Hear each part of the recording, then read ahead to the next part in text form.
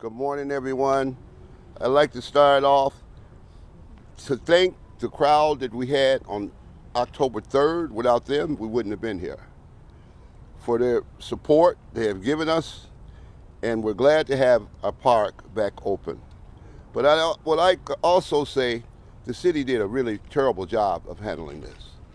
They held our community and our park hostage for almost 60 days.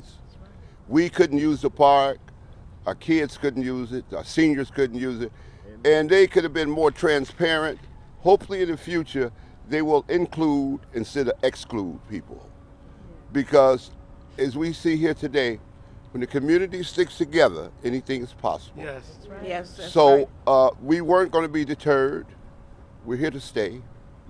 We wish the migrants well, but as I said previously, not on our backs. Exactly. Our lives should not be impeded by someone else. So that's all I have to say. We have other good speakers here and community people, and we will give you our opinions. Thank you. Good morning. My name is Gerald Harris, Gerald Harris. I'm the president of the Wendy City Dolphins 29-year program for youth football and cheerleading. Our program was stopped. It was interrupted. Our kids weren't able to use the park for some tutoring because we're trying to keep them not downtown, breaking in to the windows and cars and houses. And when we shut this down, we shut our kids down. We want to thank whoever, and which was really our kids and other players who are 30 years, 40 years old that came back and fought like heck to make sure this park stay in the community. This is a community park. We did not look at the community first. That is very important. We have a very good community. We have elderly in the community. We have youth in the community that keep everything going well. We appreciate that it's finally there, but things are not over yet. We don't know exactly what's really going to go on. We were told everything was cool before, so we will be on watch, and our children will be out there watching as well. That's right. Thank you very much. Good morning. My name is Linda Johnston, and I represent the seniors that are here for the Amundsen Park. And we want to say today, we're going to thank, we are grateful. Thank you for the prayer warriors that stood in the back and prayed for this situation. Thank you for our attorney that amended our stay, that she worked hard. We appreciate Deidre for doing that. I am grateful for that because those are the reason that our park was not open, because we had that temporary stay. So we appreciate her very much. Also, I want to thank the mayor for reconsidering not taking our park, because taking our park from our community means that you take our resources where we pay our tax dollars to, and that was not right. And if you can see, this park is in the heart of a community with bungalows, 2 flats, and we don't have that much resources already. And then our senior program had to stop. Some of the seniors had to go to different places. They wind up doing a lot of activities at home. Am I right, Janet? And so my thing is, the seniors wind up feeling like they was in a pandemic all over again. And that was not fair to them at all. And so then our children had no place. We couldn't do anything for Thanksgiving. Hopefully we could throw something together for Christmas. I don't know. But we'll be working on that because this park serves kids during Christmas time. Also, we really need to see a letter saying that this park is not going to be utilized for a shelter. We're taking them at their word, but we also had this happen to us once before, that they was not going to use our park, and then they turned around and said that was not true. So we want to make sure that this park will not be utilized. And understand this, we are not against someone that cannot help themselves.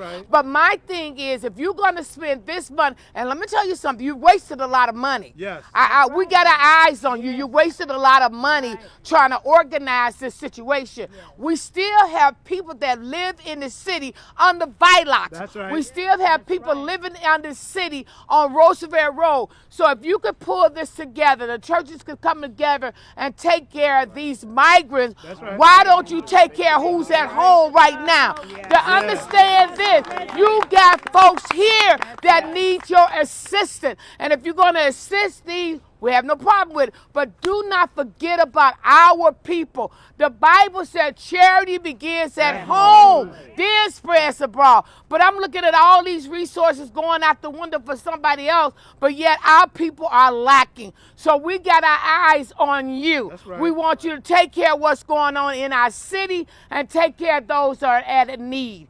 That's my point for today. Amen. Thank you.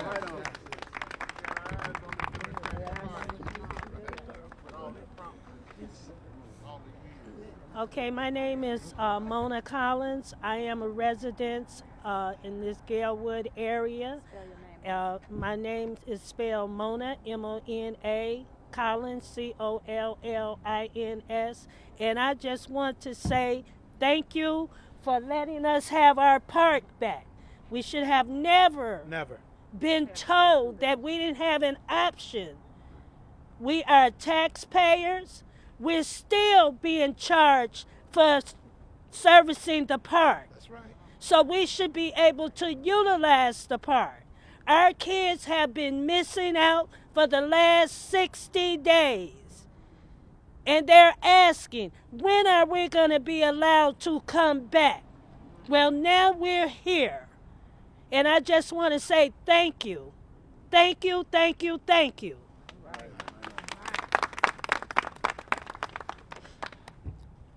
My name is Fred Caldwell, F-R-E-D, C-A-L-D-W-E-L-L. And I just want to say that, you know, it's hard to get excited about the news because we had news like this before, only to have it turned around and thrown back in our faces. And we're living in a time that the truth is very unpopular right now. And people have taken advantage of that. So we're looking forward till Monday when the park is officially open. But we live now that we only believe what you show us. What you tell us is not relevant because people tell you what you need to hear. And we believe what you show us. So that's my stand right now. It's hard for me to be excited and happy about the park possibly opening until it's open, until I can walk through those doors, sit down at the weight bench, and do my regiment. I won't believe it until it happens because we've seen that movie already. And we didn't like the outcome of it. We heard it before. So our elected officials and our city governments have to be a little bit more transparent, actually a lot more transparent than they have been in the past. And we know how the city of Chicago works. We understand how it works. But we are at a place right now where we only believe what you show us, not what you tell us, what you show us. Thank you for your time.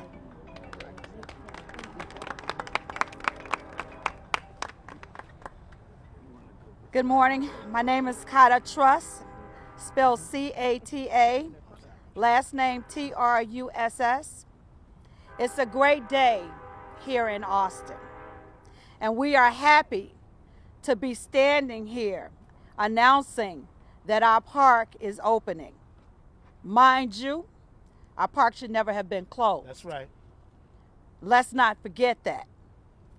And I want to say to the mayor, and I'm not as happy as everybody else is right. about what has happened here, because he's to blame for this. Transparency matters. Yes. The voices of the people matter. Yes. The mayor still has not come here and talked to the people here. That's a problem. It was a problem in the beginning. That's right. And it's a problem now. Yes. The mayor still has not put the needs of the residents of Austin on the front burner. That's a problem. Yes. The problems that we had that were plaguing black residents in this city are still a problem. The mayor, the governor, and the president are spending time and millions of dollars That's right.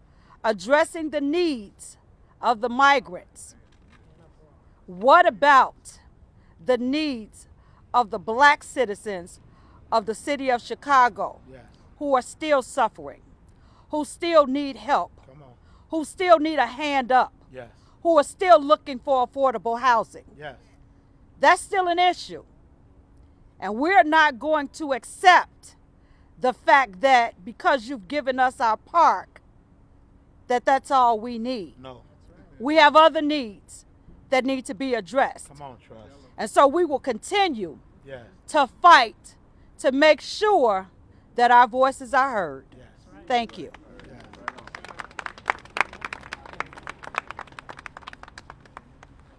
Good morning. My name is Stephanie Jackson Rowe, Stephanie Jackson, Jackson-Rowe, ROWE. I'm a resident of Galewood community for 27 years, and my children have been part of Amundsen Park as we all have. This is, as everyone has stated, a good day. We might have won this battle, but we're still fighting the war. And when I say we're fighting the war, I mean that we have issues. The same thing that happened here at Amundsen Park is still happening throughout Chicagoland and throughout the country. The big thing for us right now is 1900 Austin. There's another building in our community that has been considered and is on hold. Okay, it's off the table? No, it's off the table. Okay, because yesterday it wasn't off the table, but today it is. Amen. So what that being said, even if it's off the table, I think it's been reiterated that we need something concrete and in writing. Yes. But this community won't stop here. No. I have what they call a fitness ministry program that we've operated, and we want to continue to operate it at the Chicago parks throughout the city.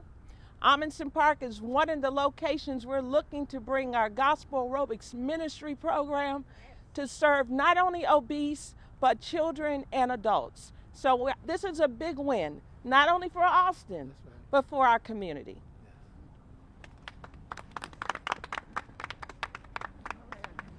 Okay, I think we're done.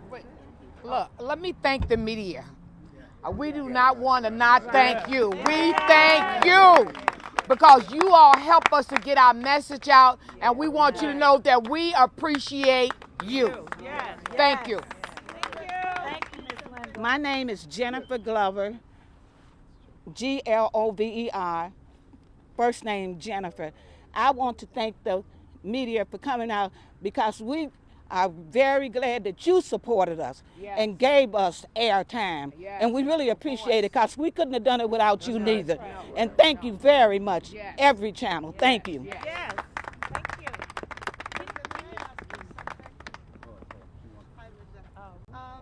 You alluded to this earlier, and I apologize for not knowing this, about why the Fieldhouse has remained closed so long and the litigation having something to do with it. Because obviously the plans were put on hold back on October 9th. Yes. It's, November 30th. Yes. Wasn't it open before? Yeah, exactly. What have you been told, or if anything?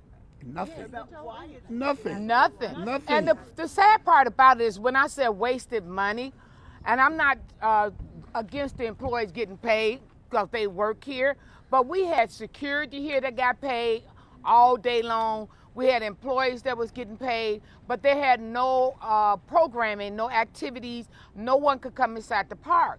So we didn't understand that at all, but that's what was going on. That's why I said wasted money, being put in a bag of hold. The city has, to me, has wasted a lot of money trying to get this structure together to take care of these migrants. Right, and in the end, it's just the community ended up without its. Yes, we ended up all this time without a park district. It's still dormant today. Yeah. It's still dormant today. I mean, while this was going on, Yes. the park should have been able to be used And we by the couldn't. youth, by the seniors, And they couldn't. and it was just dormant Yeah. every single day. Initially, when they announced the plan, they said that they would transfer the activities elsewhere. Did they ever during this? The problem with the activity being transferred, Did Yeah, the problem with the activity being transferred, some of the things were not handicap accessible. I had one senior, her sister could not walk down the stairs to the activity that they had, and it was not welcoming at all. They were not, they didn't feel the warmth. Those other park districts does not do the same thing this park district do. Each park district have different programs. So when you're talking about going into another park district, I don't understand why you didn't utilize the park since they didn't have any programs over there. That's why you should have went to the park that didn't have any program. So I thought it was unfair to try to send seniors that walk to this park to someplace else that they have to get a ride to go to. Like I said earlier, most of those seniors wind up doing activities in their home or wind up going over to the Department of Aging, things of that nature. So that was unfair to them. And for my football and cheerleading, you can't just go anywhere to do football and cheerleading. You have to have a park that's accessible, has a field to accommodate that. May I add, as I know, we are the only park that was treated like this in the city of Chicago. There are numerous parks way bigger than this. Yes. And I might add, the mayor always says he wants brick and mortar, right? Well, he's got a $68 million brick and mortar at 48th and Western. They're sitting on 17 acres. It's the park's administrative office with 200 parking spaces. So if he loved the migrants so well, why didn't he put tents over there? I can't say what I really would like to say. Yeah. And also, we mentioned that as well, that they had 17 acres out there, and those programming out there have not started because it's a new facility. That's right. So there's no program in there, just administration in there right now. So it was free. They didn't have to stop anything to utilize that space. No, And once the parks was on hold, how come we couldn't use the park? Since it wasn't going to be a shelter, how come we couldn't use it? right. They just closed it down, so we couldn't use it at all. And what really upset me was when they put these potty toilets out here.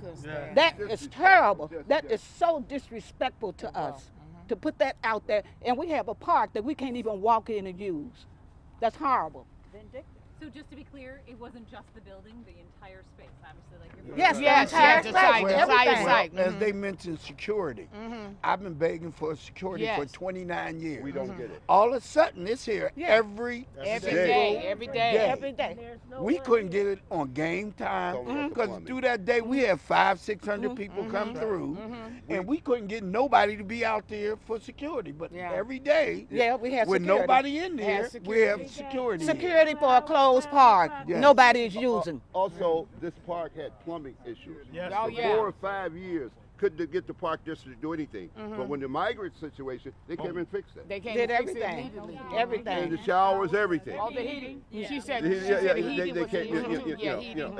and it's just like I said, it's ridiculous the way this mayor does things. In my opinion, and you all can print this or not, he should have stayed in education. He's sure not a politician. And we are going to continue to take care of our park. Amundsen Park will continue to be taken care of. And I'd just like to say, we watching our mayor on TV. He's going to all of these different parties, functions. But he won't talk about He anything. will not come out here and address us in the Right. community. And we have a problem with that. One other thing that has nothing to do with our park, but I want to say this as with time. You see all this crime, he will not get on TV, and it's not his fault, but he will not address anything. Him and the new superintendent of police. You mean all these robberies on the north side, same crew doing it, and you can't catch anybody?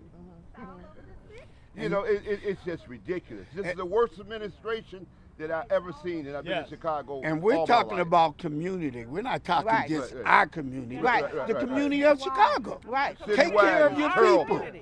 Take It's care terrible. of And Chicago. when are we supposed to keep living like this? We're afraid to come out at night. We're afraid to do this and that. And they won't even speak about it. They give you no hope. They're just silent. Silent is consent. That's right. Now I hope you, I hope you're watching this, but you and the people he got at City Hall, I don't know where they came from.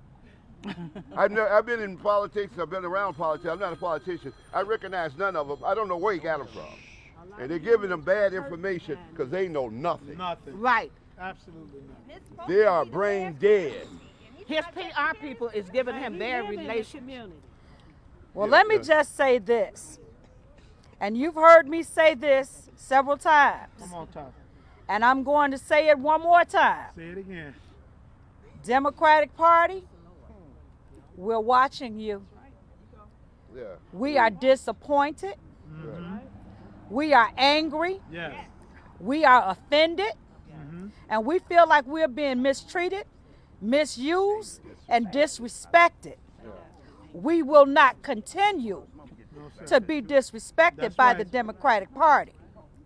As I said yesterday, and I'll say today and tomorrow, if you're an independent candidate, Green Party candidate, Republican candidate, now is your time in this city. Yes. Because the black people in the city of Chicago are tired of being disrespected by the Democratic Party. Yes.